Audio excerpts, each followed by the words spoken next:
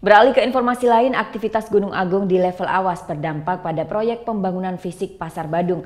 Kontraktor proyek terpaksa mendatangkan pasir dari Lumajang, Jawa Timur. Meningkatnya status Gunung Agung ke level awas ternyata berdampak pada proyek pembangunan Pasar Badung. Sebab sejak proyek pembangunan berjalan, material pasir untuk beton yang sebelumnya berasal dari Karangasem kini harus terhenti.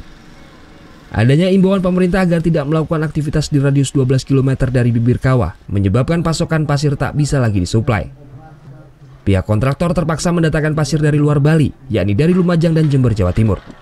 Karakter pasir dari daerah ini dinilai sesuai untuk kebutuhan pembuatan beton. Kini pihak kontraktor tengah mengebut penyelesaian pembangunan tahap pertama yang ditargetkan selesai pada 22 Desember mendatang.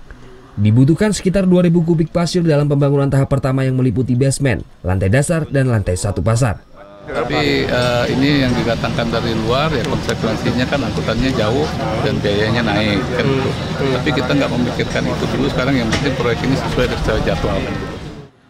Proyek ini mendapat bantuan dari dana tugas pembantuan APBN Kementerian Perdagangan sebesar 75 miliar rupiah dan dana pendampingan dari APBD Denpasar sebesar 15 miliar rupiah lebih.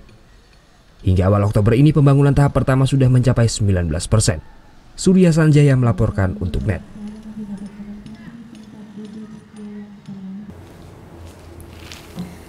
Udah selesai kan nontonnya? Nah, jadi jangan lupa buat like, komen, dan subscribe ya.